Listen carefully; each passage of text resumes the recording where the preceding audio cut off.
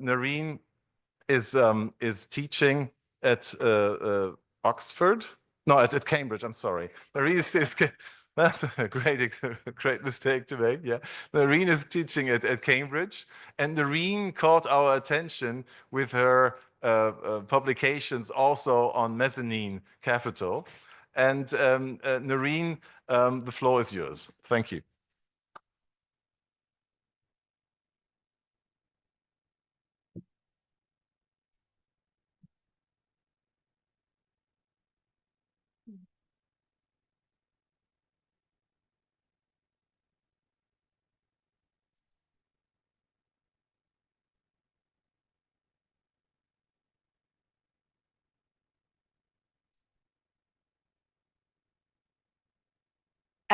Good morning, everyone, and thank you very much to Professor Tomale for the invitation and to the organizing team, really, for putting together such a fantastic program and for hosting us here. I don't think I've ever been in such a very very nice conference hall with such an amazing view. But just sort of starting the presentation and jumping to the topic, Chameleon Capital, this is the last time I'm presenting this paper. I started this journey last year. Martin knows this because he was a commentator when I was presenting it for the first time. So what's really the motivation behind this project? First of all, the significant rise of private capital, private equity, venture capital, and my recent favorite, private credit. Private credit is the fastest growing asset class in the universe of alternative investments. And private credit, actually, it means many things, but for the purposes of my talk today, I'm talking about loans provided directly to companies, not by banks, but by private credit funds. So that's the first motivation. The second motivation is the increased competition, but also nowadays partnership between traditional finance providers, such as banks, but also non-traditional finance providers, specifically private credit funds, so, Ares, Apollo, Blackstone, and others. And all of this was coupled with very serious liquidity issues in the past years. And also development of new financing structures. So that's the second motivation. And the third motivation is that it seems to me that modern debt is looking a lot like equity. That's sort of the benchmark. But over the course of its project, I also realized that modern equity might be designed in a way that will look a lot like debt. So this is the motivation. And in very short terms, the motivation is that there has been a dynamic redesign of corporate finance markets, especially in the private capital domain, and the implications of this evolution of corporate finance for investor accountability and also for investor protection. Now, let me also give you elevator pitch about my project. So in this project, I look at how the distinctions between equity and debt have been blurring over the years in commercial practice. So I'm talking about law in action as opposed to law in books, specifically in the private capital domain. New sophisticated players, specifically private credit funds, they craft very bespoke, blended and braided securities. And in this paper, I coined this phenomenon as Chameleon Capital. I will explain a bit more what Chameleon Capital is, but Chameleon Capital includes modern hybrid instruments. So I call this blended capital. For example, debt like pref equity or holdco PIK. This is blended capital. But Chameleon Capital also includes braided equity and debt investments. I call this braided capital. For example, debt investment that's paired with golden shares, or debt and equity, and then equity is convertible into debt, and other examples as well.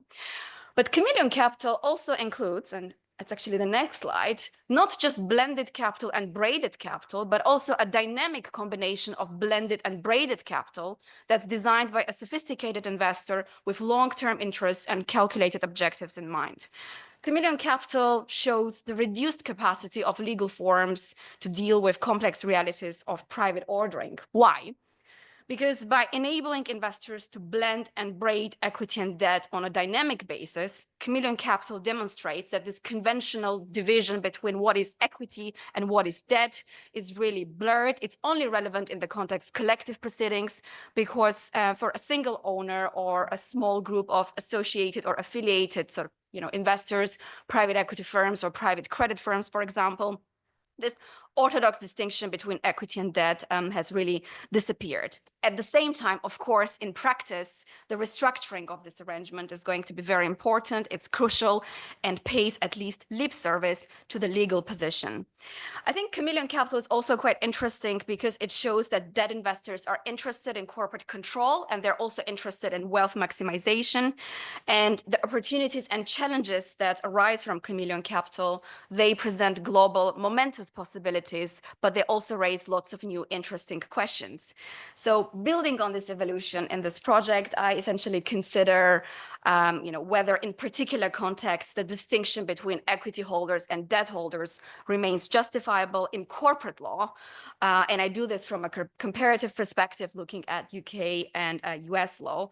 And I aim to highlight the interesting questions about the extent to which legal characterization in corporate law still plays a residual role. So this was my elevator pitch. Now, before I explain the blurring between equity and debt, just to say that this paper employs a multiple method approach. I've done 17 semi-structured qualitative interviews. They were all done on an anonymous basis. I've done these interviews with law firm partners specifically specializing in private credit, direct lending, distressed investments, special opportunities, and capital solutions.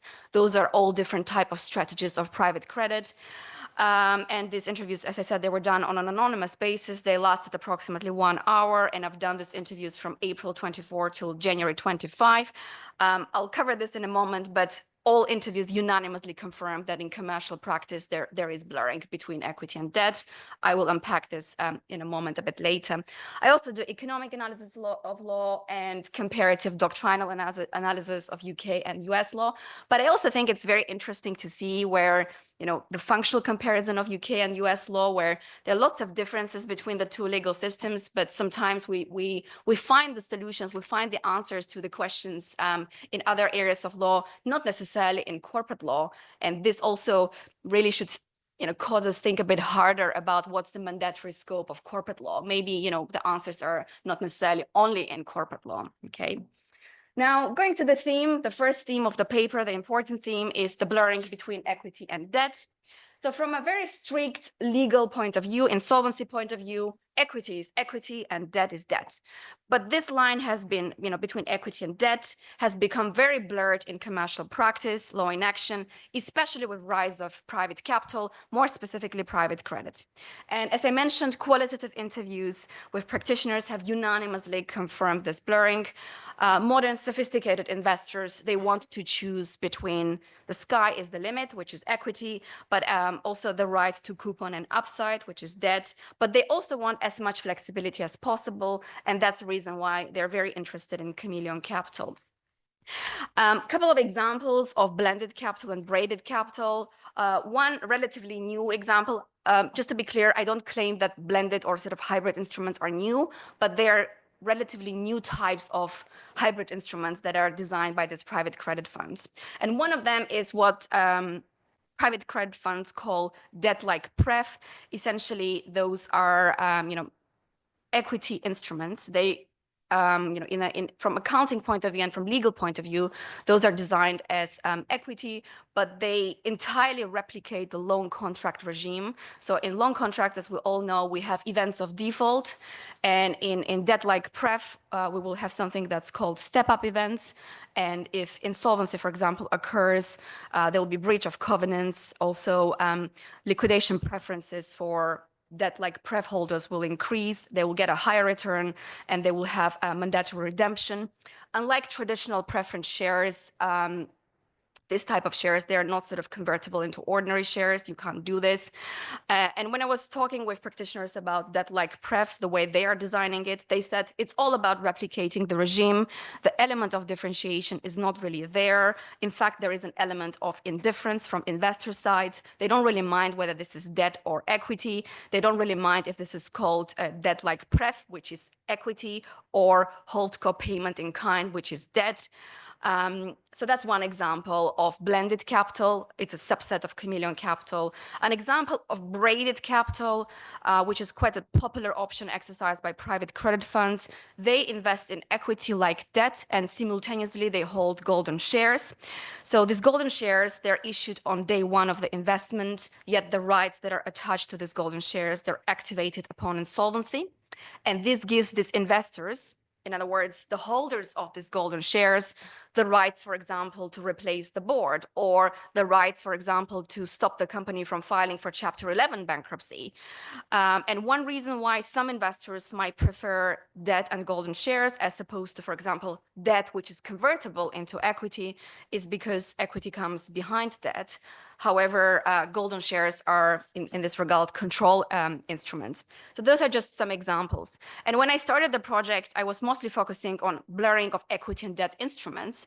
But there isn't blurring only between equity and debt instruments. There is this great blurring phenomenon, really, where we see blurring of equity and debt investors as well. Because for years, for example, in the private capital industry, opportunities didn't always match the capital the funds were raising. And COVID caused something relatively new to evolve, a new phenomenon, what we call hybrid funds or multi-strategy funds or pot shops. And they're interested in a financing strategy called special solutions or capital solutions. The idea behind this that investor invests capital, and then this investor trusts this multi-strategy private fund to deploy this capital, taking into account the risk-weighing factors, whether it's equity or debt, performing or distressed financing. And with the arrival of this multi-strategy or hybrid funds, we see further blurring between equity and debt, where the types of investors are nowadays also starting to blur. There's more crossover, and there is a rise in investors who, are investing both in equity and debt. So that's the second really phenomenon, second blurring. But more recently, especially last year and early this year, we're also seeing blurring between different types of debt investors. So banks as traditional lenders, which are regulated, and non-banks, specifically private credit funds. Banks and funds are forming partnerships in the form of joint venture to do private credit business. A very common example, big example of this is Apollo, which is a fund, and Citigroup, it's a bank, forming a 25 billion private credit partnership. And I think this is really redefining debt markets and players. My paper doesn't look at the exposure of banking market to private credit funds and sort of the systemic risks. I think this is a very important question, but it's beyond the scope of my paper. This is a taxonomy of Chameleon Capital. I'm very happy I covered some of the examples, but I'm very happy to address this during Q&A in more detail. And I just wanted to say, again, I will not address this in a lot of detail, but there is a very strong law and finance rationale behind Chameleon Capital, whether we think about incomplete contract theory or contracting about bankruptcy. Because if you think about debt and golden shares allow you, to be in control of the company and prevent the company from filing for Chapter 11, for example, in the US. And this is contracting about bankruptcy. This is what Alan Schwartz in his seminal paper was saying, that we have to think about very carefully, legislators have to think about very carefully about parties' ability to contract about bankruptcy and how the rules that they design, how this is going to affect state-supplied bankruptcy, how does it work with private ordering bankruptcy, and debt and golden shares as designed by private credit funds. Contracting about bankruptcy theory explains this quite well. Again, very happy to address this during Q&A in more detail. Moving on to the main second theme of the paper is, how does corporate law deal with Chameleon Capital issues and what some might call opportunistic behavior, but which has contractually been allowed? Should corporate law deal with Chameleon Capital and opportunistic behavior? A fun fact about chameleons, their bones actually glow under UV light.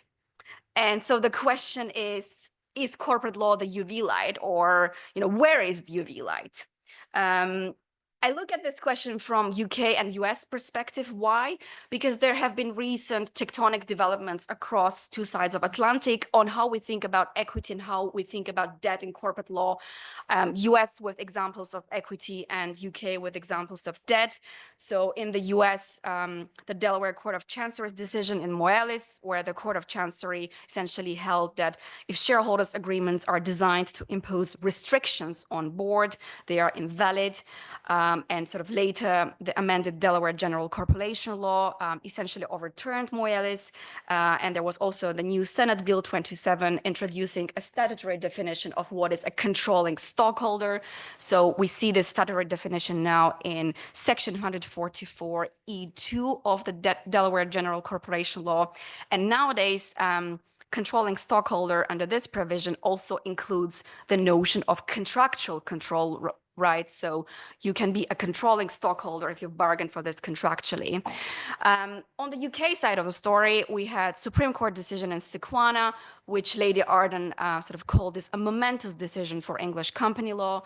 And then last year, we also had English High Court's decision in Wright and Chappell. You probably know this case as the BHS decision, which is the largest award for wrongful trading coupled with misfeasant trading, with very important implications for creditor duty per Sequana. So this is why I'm interested in US and UK. But UK and US law, they diverge on several questions when it comes to the treatment of equity and debt. I don't have time to cover all the examples that I cover in the paper. I'll try to do one. If I have time, maybe I'll do the second one. And the first one is what we call controlling investors' duty and its functional equivalence.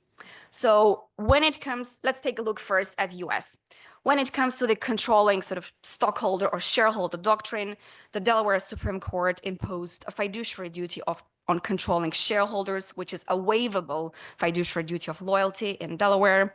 And the developments of Moelis and post-Moelis also revived this topic, sort of stretching the definition of controlling stockholder also to control via contract, which is quite interesting.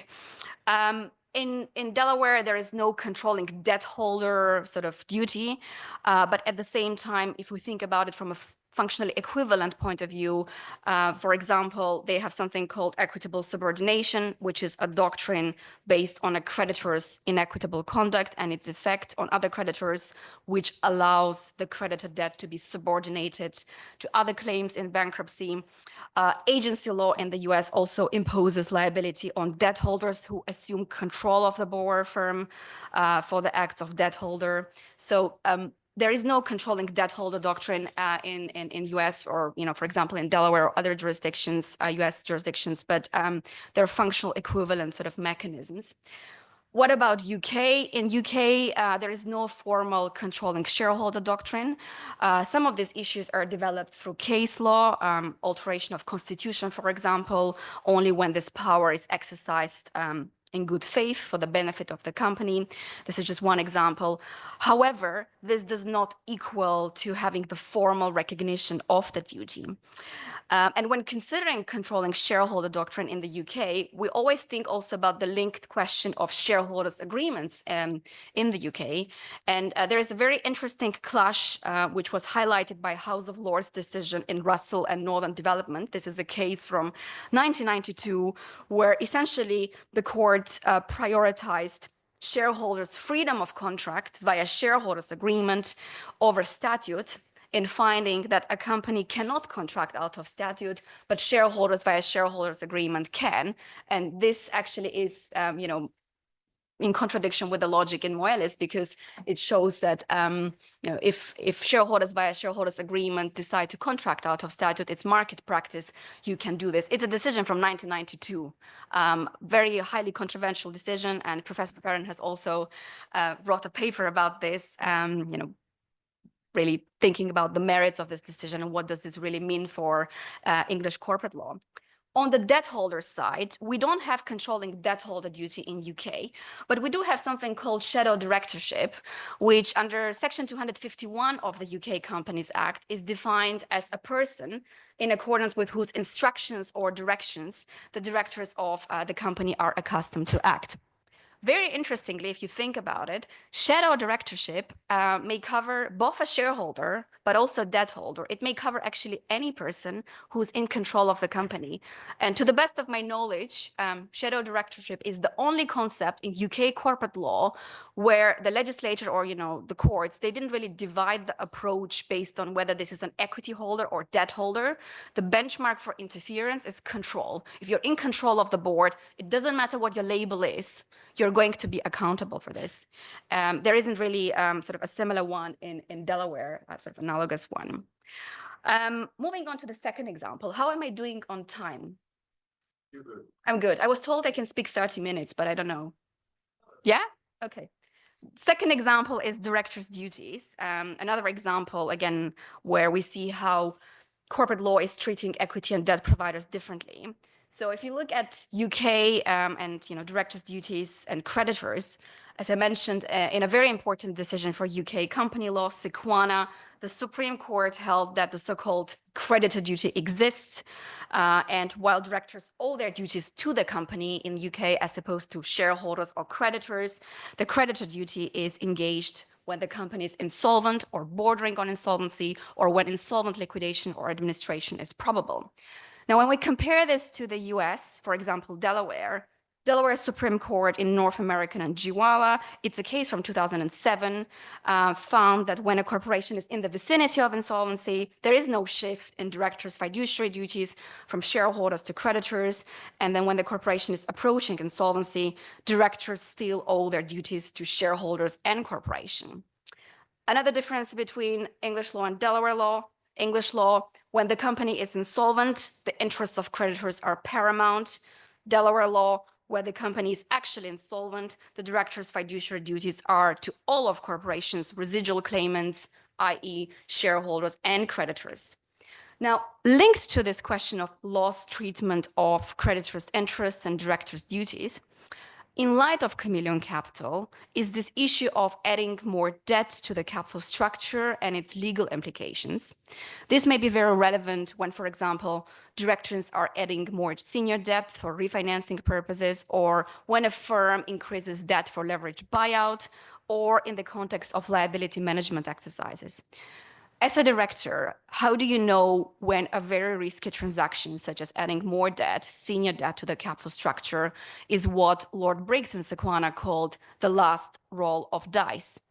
And how, as a director, how do you comply with your creditor duty per Sequana, which says that as a director, you must consider creditor interest as a whole. You cannot favor one creditor over the other. Now, creditors are not a homogeneous group. And in my interviews, I was asking this question to colleagues in practice. One way to bypass this whole problem is by creating equity that looks a lot like debt.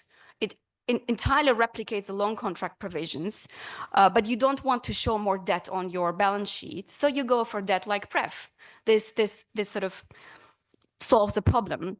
But what about other chameleon, investors? How do we think about directors' duties and creditors, where you have an investor who has a braided capital or a combination of blended capital and braided capital, and you can't really favor, you have to think about creditors as a whole. Now, from a normative point of view, this blurring opens up several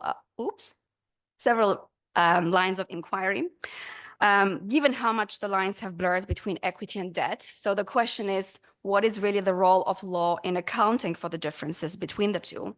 And the dilemma that I was highlighting so far is that, especially for debt investors, but also for non-traditional equity investors, they have two options to choose from. Option number one, what are the rules for equity? What are the rules for debt? Option number two, what types of rules do we want? Let's create them. Let's replicate the regime. So the question is how to deal with Chameleon Capital. And there are two distinct questions here. The first question is the doctrinal question about whether existing law can deal with Chameleon Capital. How are we going to unblend and unbraid this?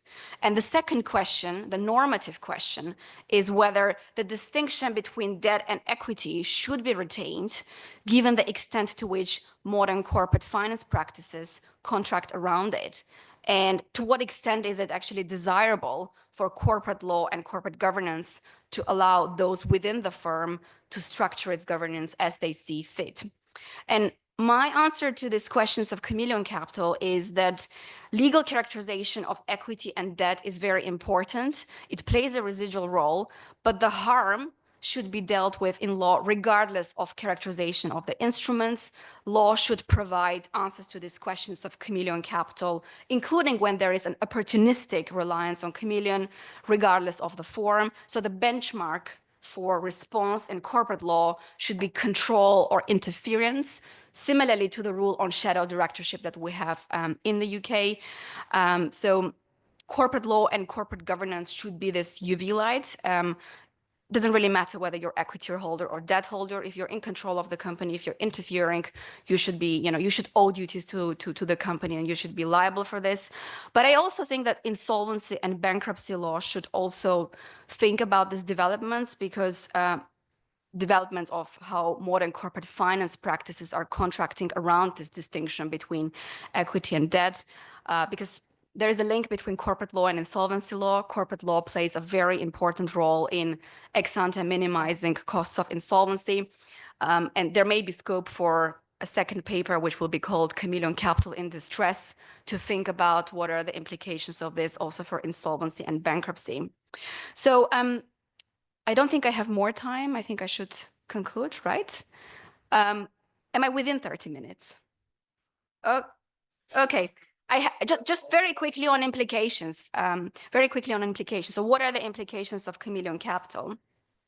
The first one is really debt investors and shareholders. They're both interested in corporate control. They're both interested in wealth maximization. And Chameleon Capital shows that sophisticated modern debt holders are interested in both of those.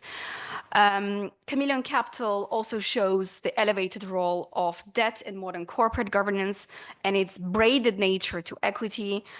We have a very intertwined approach to corporate governance via law, but also corporate governance via private ordering in commercial practice. And blended and braided governance, in this case, is achieved via private ordering from market practice. And such governance may or may not be in line with the legislative approach to corporate governance. The second implication of Chameleon Capital is, if you think about directors' duties and the bigger picture, I think that the existence of Chameleon Capital, hybrid investors, hybrid instruments, should also cause us to think harder, not just in UK and US, but globally, about the proposition that a board's fiduciary duty is to maximize shareholder value. In the US, the courts might wish to consider reflecting the elevated position of debt holders in the firm. And in the UK, I think we should really think more carefully about what do we mean by when we say enlightened shareholder value approach. How do we factor in other stakeholders in this approach? It's not just about shareholder primacy. And Chameleon Capital shows that, you are just an investor in many cases. Maybe today you're a shareholder, tomorrow you're a debt holder, and one day you're both. There's a lot of blurring here. Additionally, I think the bigger question for both US and UK is whether there needs to be a separate regime for directors' duties in private companies and public companies, given that Chameleon Capital is much more common in private companies. There are also interesting implications of Chameleon Capital for, controlling stockholders. I've already covered this point, and just this idea that given the changes in Delaware, for example, a Chameleon Capital holder who's actually more like a debt holder might qualify as a controlling stockholder under the new Section 142(2)(e) of the Delaware General Corporation Law. But also questions about golden shareholders. Who are they? They don't owe controlling duties in the States, but maybe they should, given that they are in a position to control the company.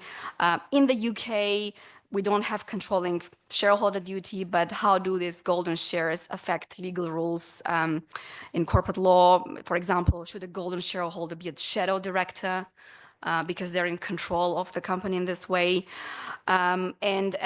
I guess the final point is Chameleon Capital also fits within the broader framework of contractual nature of corporate law and the question of whether corporate law should impose any limits on contractual freedom. And I think my paper's distinctive contribution to this debate is situating it within the specific context of financial instruments, so this equity and debt story. So this concludes my presentation, and the last slide is just a modest summary of what I was trying to convene, some aspects of it at least. So thank you very much, and I'm looking forward to the Q&A.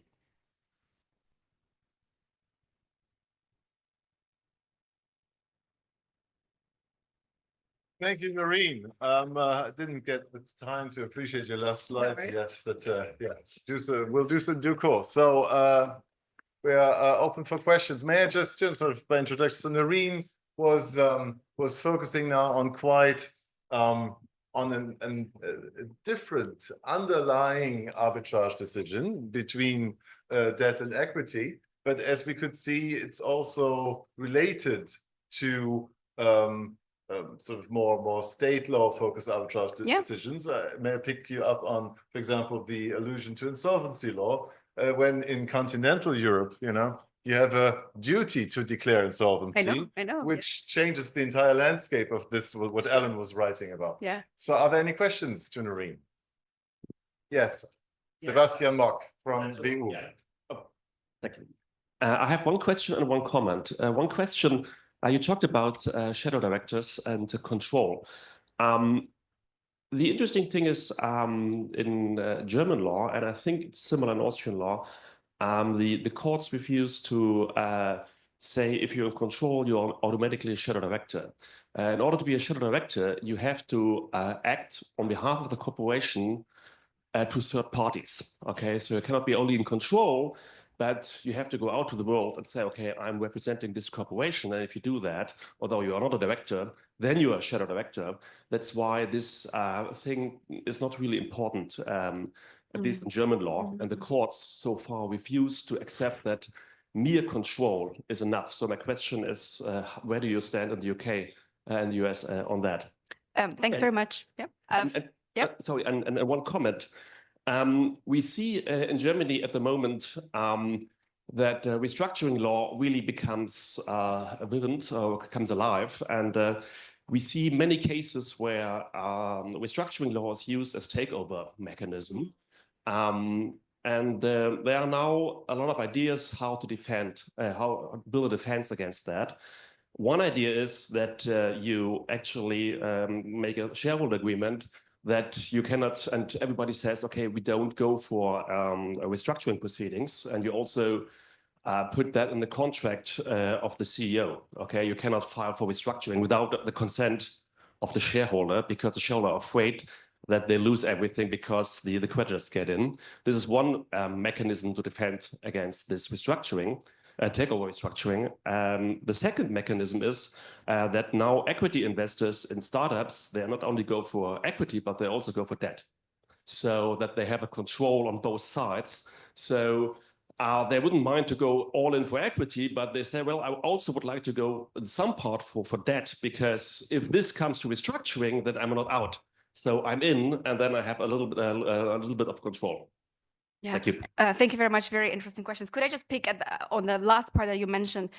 You see that what's happening in startups is quite similar in bigger companies that private credit funds and private equity firms are doing. So not just venture capital side of the story, but also here it's very similar. You can have equity and debt, and at some point actually equity might, contrary to your example, equity might be convertible into debt, and this investor might just keep their position as a debt investor because they are very interested in maturity and they can reevaluate. So I think, yeah, there is a lot common, not only for startups, but also other types of companies. On restructuring law and takeover mechanisms, I absolutely agree with you. I think there are lots of ways now how restructuring law is used as a takeover mechanism, and the examples that you have mentioned, but also we have a lot of liability management exercises, cooperation agreements. It seems to me there are lots of new trends popping up at the moment in restructuring that are there to address the takeover by controllers, by debt holders in this regard. My concern is whether all of these trends work very well for UK and continental Europe. I have a separate paper working on this question because I think a lot of those we should think about the tactics, but they're not necessarily fit with our legal systems, as was mentioned earlier. Our continental European insolvency regime and in UK as well, they're quite different from US. So absolutely, and maybe Chameleon Capital in distress will also look at these questions. On shadow directorship, to the best of my knowledge, in the UK, it's a bit different. It's not about third parties. It's about whether a person, however we call this person, is in control of the board. So whether directors of the company are accustomed to act based on the instructions of this person, and you need to be able to establish a sort of a consistent pattern. It couldn't be just like one-off example, but it's less so about third parties.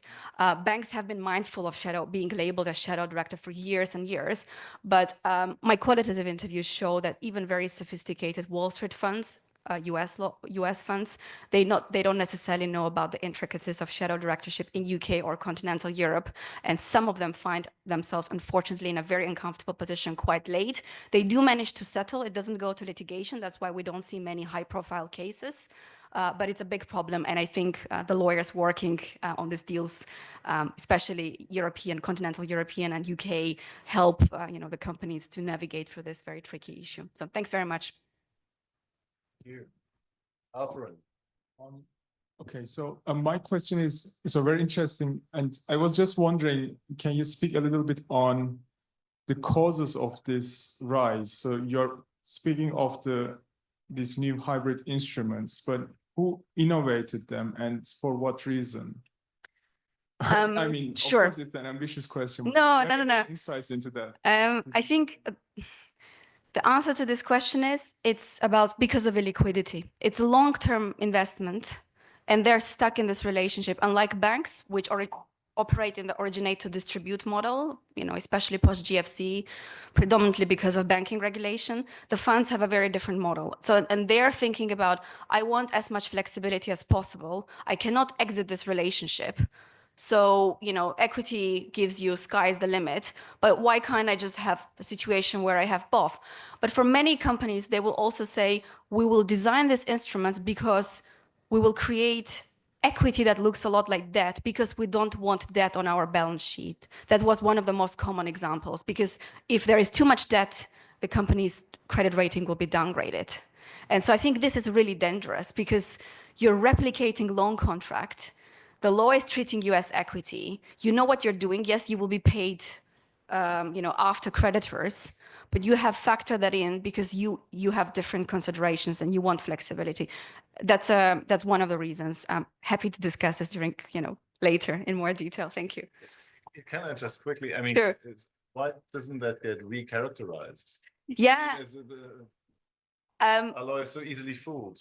No, but Substance over form. I asked them this question about but this looks a lot like loan, and they say, well, but we don't really care about this. It's all about, our client also doesn't mind it so much, but we want to give them as much flexibility within this 7-year time frame to do whatever they want. And many of them, they don't want just being equity that looks a lot like debt. They want parallel positions, or they want this dynamic, different types of control, so that they have different heads in the company. And many of them also say, well, we do this because then we can add more value. Now, that very much depends on what kind of strategy it is. If it's distressed investments, I'm a bit skeptical about how much value they add, but yeah, thank you. One further question, yes. So thank you for this presentation. I was intrigued by your discussion of parallels in US and UK law, and I was wondering whether you could speak a little bit about whether there are significant differences that remain, or whether there's convergence, whether that is something that naturally happens in reaction to specific problems, and how that extends into other jurisdictions potentially. Sure. Thanks very much. It's a very difficult question to answer, but I guess my answer will be,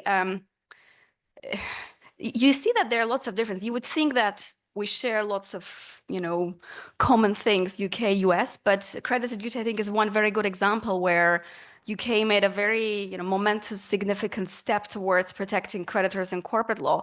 But it made me always wonder, that Sequana is a decision from 2022, whereas Jiwala in Delaware, it's a decision from 2007. It's much earlier. And at that time, creditors, they were important, but they didn't play the same type of elevated role in corporate governance, but also aggressive like takeover of the company as they do now. So I do wonder whether at some point there might be changes also in the US law, for creditor duty, but controlling shareholders, you can see that there's a huge difference in UK and US. And Russell and Northern Development, the case that I just mentioned, it's a case, House of Lords decision from 1992, was criticized a lot, but it seems to be in contradiction with Moelle. So I think we're going. There are lots of similarities, but we're not going in the same direction, which I think it's quite unexpected, at least when I started the research project. But the bigger question is whether all these new trends that US private credit funds are designing and then transplanting to UK and continental Europe and the rest of the world, do they work in our legal systems? And some of them do, some of them don't, like liability management exercise and others. So I'm a bit cautious about this. I think we have to test and retest these things, but there is an attempt to globalize this area by US investment funds trying to drive their own story. So I hope that answers your question, but I'm happy to chat later. Thank you so much, Narine. Yes, please.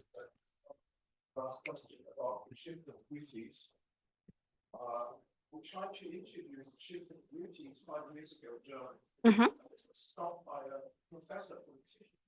Happens to be the academic teacher of the office. And the third, that last moment of the procedure, now the teacher was gone, so by the politician. The German legislator will come up with the same idea again. From the perspective of Chameleon Capital, do you think it's a good idea to implement the shift of duty? Because we now have very clear rule and with all these insecurities you mentioned, is it better to stick to old rules? Oh, it's a difficult question. I don't have an answer. I'm sorry to that question. I have to think about it more carefully, and then we can discuss this, during our private chat. Yeah. Smart answer. Yeah, because there's so much there. I would like to hear a bit more before. What's your point on German? Yeah. Yeah. Thank you so much. Thank you very much. Thank you for your great presentation.